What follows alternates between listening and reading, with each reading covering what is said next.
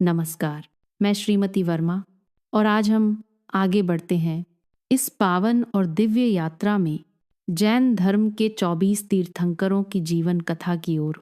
पिछले अध्याय में हमने माता विजया के दिव्य स्वप्नों का रहस्य जाना। आज इस दूसरे अध्याय में हम उस पावन क्षण के साक्षी बनेंगे जब द्वितीय तीर्थंकर भगवान अजितनाथ धरती पर अवतरित होते हैं और अयोध्या नगरी आनंद के महासागर में डूब जाती है। तो आइए मन को शांत करें और इस दिव्य कथा में प्रवेश करें। अध्याय 2, दिव्य जन्म और अयोध्या का महोत्सव। वह रात्रि साधारण नहीं थी। आकाश में तारे असामान्य तेज से चमक रहे थे। चंद्रमा की शीतल किरणें सरयू के जल पर पड़कर मानो चांदी बिखेर रही थी। वायु में एक मधुर सुगंध घुली थी, जैसे प्रकृति स्वयं किसी महान आत्मा के स्वागत की तैयारी कर रही हो। राजमहल के प्रांगण में दीपों की पंक्तियां मौन होकर भी मंगल का संदेश दे रही थीं। पक्षी अपने नीडों में अद्भुत शांति से विश्राम कर रहे थे, मानो वे भी जानते हों कि आज धरती पर एक दिव्य आत्मा अवतरण करने वाली है। महारानी विजया के कक्ष में एक अलौकिक शांति व्याप्त थी। वह साधारण शांति नहीं थी, वह शांति थी एक महान आत्मा के धरती पर आगमन की। जैसे ही वह शुभ क्षण समीप आया, आकाश में एक अदृश्य कंपन हुआ। देवताओं ने पुष्प वर्षा की, गंधर्वों की वीणाओं में मंगल स्वर गूंज उठा और उसी पावन क्षण महारानी विजया की गोद में एक दिव्य बालक ने जन्म लिया। उस शिशु का मुख असाधारण तेज से दमक रहा था। नेत्रों में अद्भुत शांति थी, मानो वह संसार में आकर भी संसार से परे हो। जन्म लेते ही उसके चारों ओर एक सौम्य प्रकाश फैल गया। दासियां विस्मित रह गईं। उनके मुख से अनायास ही निकल पड़ा, यह साधारण शिशु नहीं है। राजमहल में आनंद की लहर दौड़ गई। घंटी और शंख बज उठे। सेवक दौड़ते हुए राजा जितशत्रु तक पहुंचे।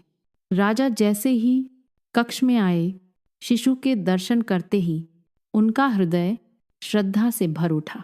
उन्होंने बालक को नमन किया और बोले, यह केवल मेरा पुत्र नहीं, यह संपूर्ण मानवता का पथ प्रदर्शक बनेगा। उसी समय ज्ञानी मुनियों को बुलाया गया। उन्होंने शिशु के लक्षणों का निरीक्षण किया। उसकी शांत मुद्रा, तेजस्वी अंग और उसके चारों ओर फैली अलौकिक ऊर्जा। मुनियों ने कहा, महाराज, यह आत्मा अजय है। यह संसार के बंधनों पर विजय प्राप्त करेगी। इसका नाम होगा अजित और यही आगे चलकर द्वितीय तीर्थंकर भगवान अजितनाथ कहलाएंगे। यह सुनते ही पूरा अयोध्या नगर उत्सव में डूब गया। नगर की गलियां पुष्पों से सजाई गईं। हर द्वार पर दीप प्रज्वलित हुए। नर्तकियों ने मंगल नृत्य प्रस्तुत किए। ढोल, मृदंग और शंख की ध्वनि से आकाश गूंज उठा। लोग एक दूसरे से कह रहे थे, धन्य है अयोध्या, आज फिर धरती को मोक्ष का मार्ग दिखाने वाली आत्मा मिली है। किसान अपने खेतों में हर्ष से भर उठे।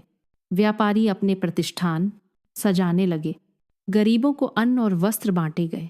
राजा ने घोषणा की, आज अयोध्या का हर प्राणी आनंद में सहभागी होगा। माता विजया अपने पुत्र को हृदय से लगाए बैठी थीं। उनकी आंखों में मातृत्व का स्नेह था, पर हृदय में गहन श्रद्धा भी, मानो वे जानती हों कि यह बालक सिर्फ उनका नहीं, संपूर्ण जगत का है। वे मंद स्वर में बोली हैं, पुत्र, तुम मेरे गर्भ से आए हो, पर तुम्हारा मार्ग संपूर्ण मानवता के लिए है। शिशु अजित पालने में लेटा हुआ मुस्कुरा रहा था। उसकी वह मुस्कान मानो कह रही थी, मैं आया हूं बंधन तोड़ने, अज्ञान हरने और आत्मा को उसके सत्य से मिलाने। अध्याय का भाव। इस अध्याय में हम अनुभव करते हैं कि तीर्थंकर का जन्म केवल एक परिवार का उत्सव नहीं होता, वह संपूर्ण संसार के लिए आशा का प्रकाश होता है। भगवान अजितनाथ का आगमन यह संदेश देता है कि मनुष्य चाहे जितना भी बंधन में हो, वह आत्मबल से सब पर विजय पा सकता है। और यहीं यह द्वितीय अध्याय पूर्ण होता है। अगले अध्याय में हम देखेंगे बालक अजित की बाल लीलाएं, उनकी करुणा और वे संकेत जो बताते हैं कि यह साधारण राजकुमार नहीं, भविष्य का तीर्थंकर है। उस दिव्य यात्रा के लिए हमारे साथ बने रहिए। नमस्कार। अपनी भावना कमेंट में ज़रूर साझा करें। आपका एक लाइक हमारे लिए हौसला है और शेयर करना न भूलें। हमारे साथ इस सफ़र में बने रहें। चैनल को सब्सक्राइब ज़रूर करें। दिल से धन्यवाद।